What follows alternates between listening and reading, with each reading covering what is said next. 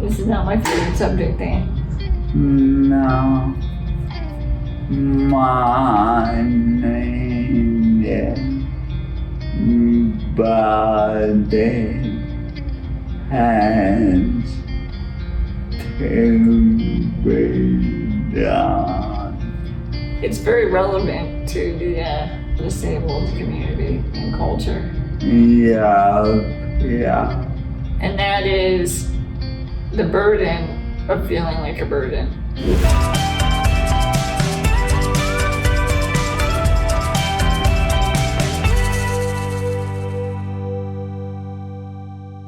Dan's getting up to help me cross my legs because I need to stretch.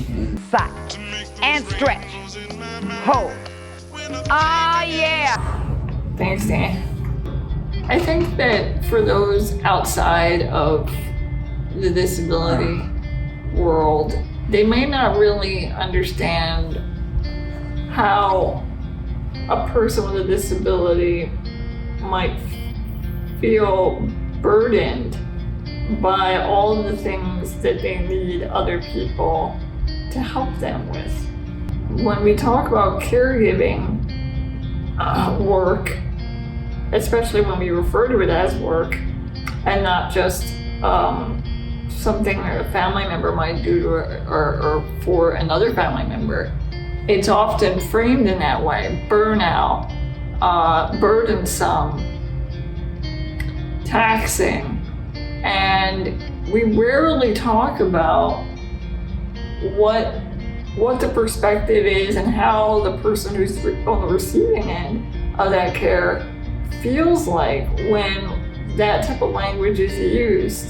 It's a really big deal, folks, especially if you've had a condition that required someone to be there providing or assisting with your personal care from when you were a child or from birth. I'm interested to hear what your thoughts are, Dan, because you had to shift after your accident. It was hard and still is hard for me to ask for help, but it must be done, so I do it reluctantly. You think you're reluctant asking me for help, Dan? No. Well, on a train back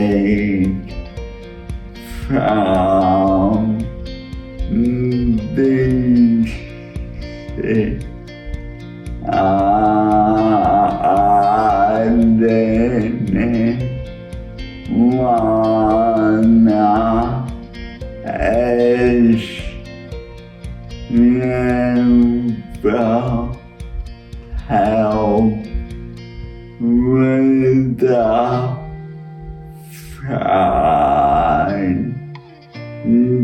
chicken. You're talking about like 9 years ago, Dan? Yeah. Oh my God, okay. I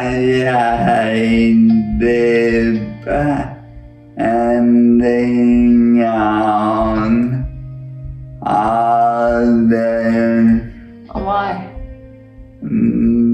thing I should be able to do myself. Okay, okay, so it's difficult to have to depend on someone, but what if they're really eager or helpful to do it? Is it as difficult? No. Yeah. I think that's what makes our relationship unique, is that we are constantly in a dance of, can you do this for me? I'll do this for you. Can you do this for me? I'll do that for you. Most people, even in a romantic relationship, don't really have that. There's this I guess trend that women tend to take on more of the household duties, and it feels like they're the ones doing most of the work. And so in that regards, it's unbalanced. Even when we see couples on YouTube, one has a disability and the other does not. I see in the comments, there's often this theme of, the person who isn't disabled, that person has to do so much, it's so hard. We don't have that issue in the sense that it's pretty balanced, and I think that it's very, very powerful, and it makes our bond stronger. And it also alleviates this feeling, and this feeling is when you're on the receiving end of care, it's kind of like a one-up. And sometimes people exploit that power in a very unconscious way, where they'll say things like, oh God, you gotta go to the bathroom again?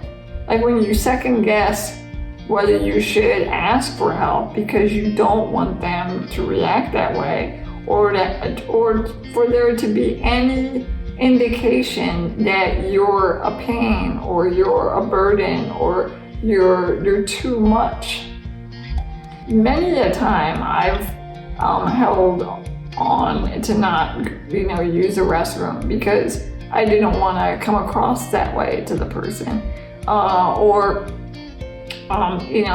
for Dan even, when lately I haven't been sleeping very well. I don't know if I should just stay like this or call him because I want him to sleep. But it's ingrained in me for so long, most of my life. And I recall even family reacting in a very frustrated, angry way because of me just voicing a need I had that to them was too much in that moment. It was beyond what they wanted to do and were willing to do in that moment.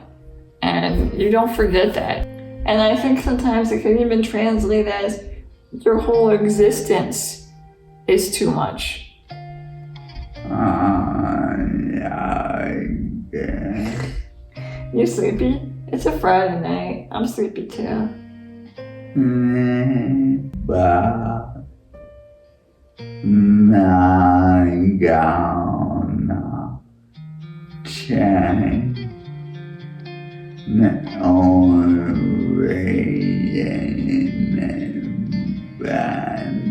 now when I'm better night and change family. True, but I guess it's not so much I want to change people's feelings. I think it's important to be aware that there's another side of the caregiving, dynamic, and people don't talk about it enough.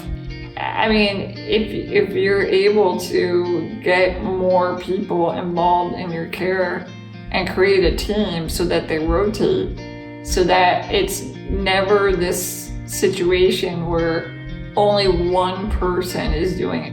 I remember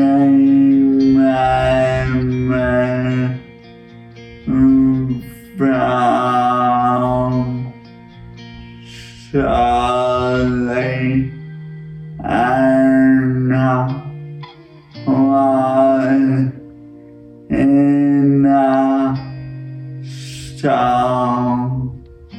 It says you have been sent here because society has no further use.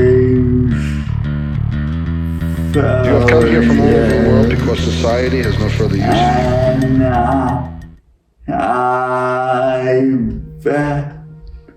that way before.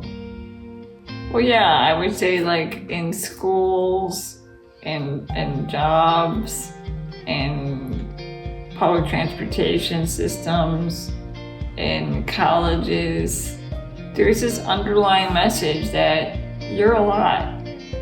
We have to do a lot to accommodate you. That's a burden. And you know what? It's a burden to be told that all your life. So I hope this was illuminating. And we would love to hear what other people's thoughts are, whether you rely on personal care or not. Even if you don't have a disability or not. Let us know in the comments below. Ciao.